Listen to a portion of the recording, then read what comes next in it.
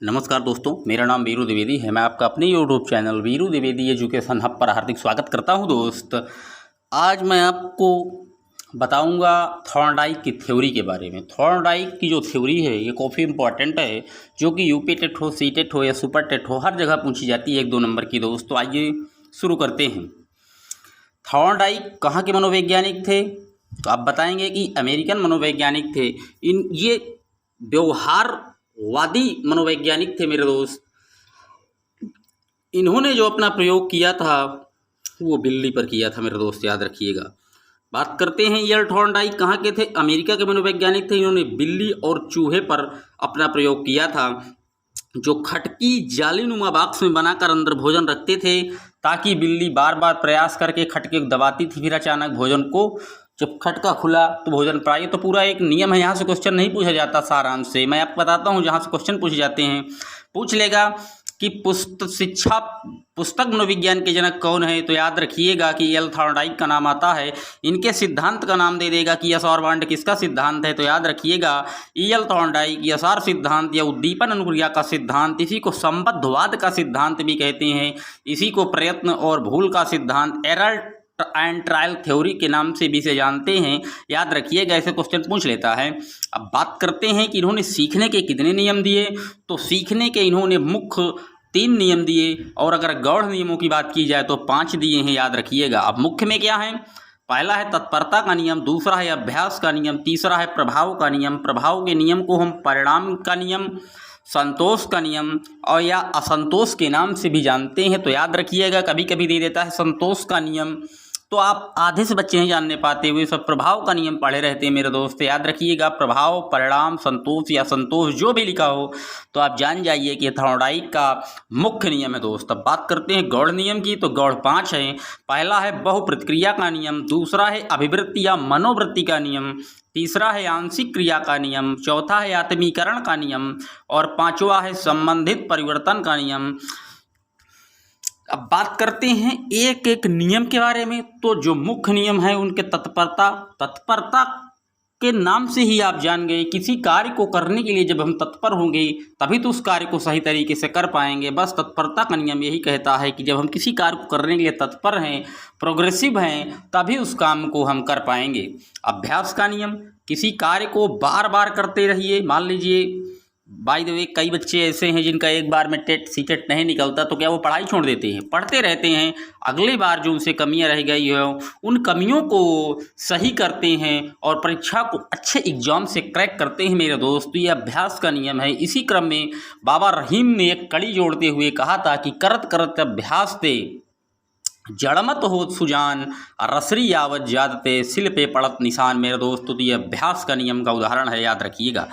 बात करते हैं प्रभाव के नियम की, जिसमें प्रभाव का नियम वो होता है जो कार्य को हम पहले से जानते हैं कि अगर इस कार्य को हम करेंगे तो आने वाले भविष्य में इसका जो रिजल्ट होगा वो हमारे लिए सुखद होगा, संतोषप्रद होगा। ये प्रभाव का नियम है। जैसे मान लीजिए आज आप लोग पढ़ रहे हैं तो आप इसलिए पढ़ाई कर रहे हैं कि आगे आने वाले समय में हम एक प्राइमरी के शिक्षक बनेंगे मेरे दोस्त। इसका परिणाम कैसा है? सुखद है। तो ये उदाहरण जो है रिलेट करता है किससे? प्रभाव के नियम से। तो याद रखिएगा मेरे दोस्त।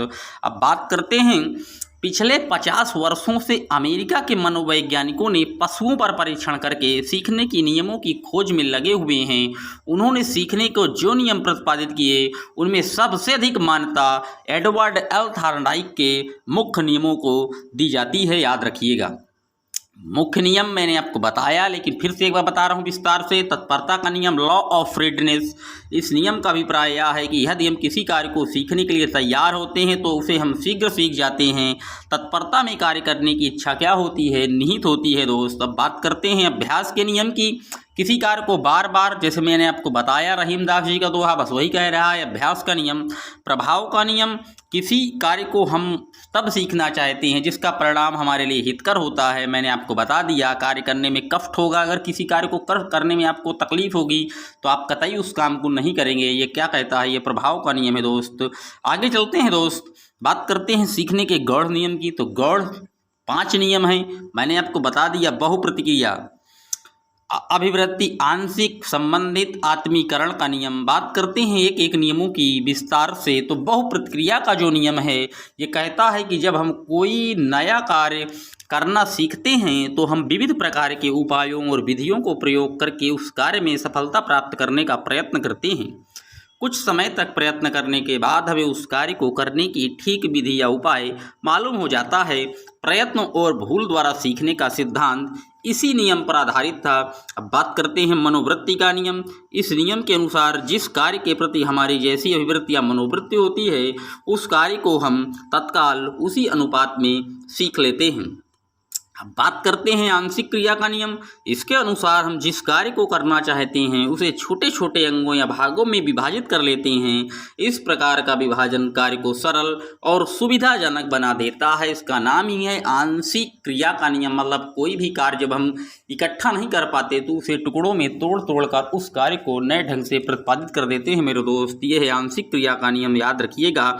गौड़ नियमों में दे देगा कि इनमें से कौन सा एक नियम नहीं है।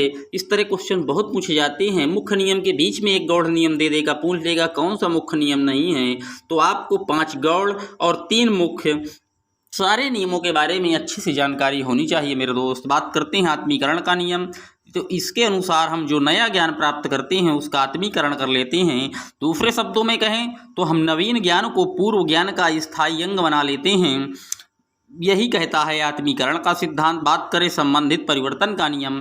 इस नियम का अभिप्राय है कि पहले कभी की गई क्रिया को उसी के समान दूसरी परिस्थिति में उसी प्रकार क्रिया का स्वरूप तो कर लेना। स्वरूप तो वही रहता है पर परिस्थिति में क्या कर लेते हैं, हम परिवर्तन कर लेते हैं मेरे दोस्त। यही है संबंधित परिवर्तन का नियम। ये था आज का जो है वो मुख्य टॉपिक एडवर्ड एल थॉर्नडाइक का, जो कि बिल्ली पर अपना प्रयोग किए, फिर इन्होंने चूहों पर भी अपने प्रयोग किया था। अमेरिका के महान मनोवैज्ञानिक थे दोस्त, याद रखिएगा। यहाँ से क्वेश्चन पूछे जाते हैं। मैं आपको कल कराऊंगा यान पेट्रोविच पावलोव के बारे में, जो कि शास्त्रीय अनुबंधन के जनक है, जिन्होंने क्लासिकल कंडीशंस थ्योरी का प्रतिपादन किया। उसके लिए उन्हें 1904 में नोबेल पुरस्कार से सम्मानित किया, जिन्होंने कुत्ते पर लार और घंटी के द्वारा उस प्रयोग को यथार्थ रूप में साबित किया था मेरे दोस्त। तो मिलते हैं कल पावलोव के वीडियो में। तब तक के लिए जय हिंद, जय भारत। और हाँ, वीडियो अगर आपको अच्छा लग रहा है दोस्त तो चैनल को लाइक और सब्सक्राइब जरूर करें और सपोर्ट करें दोस्त। मिलते हैं एक और वीडियो में, तब तक के लिए जय हिंद।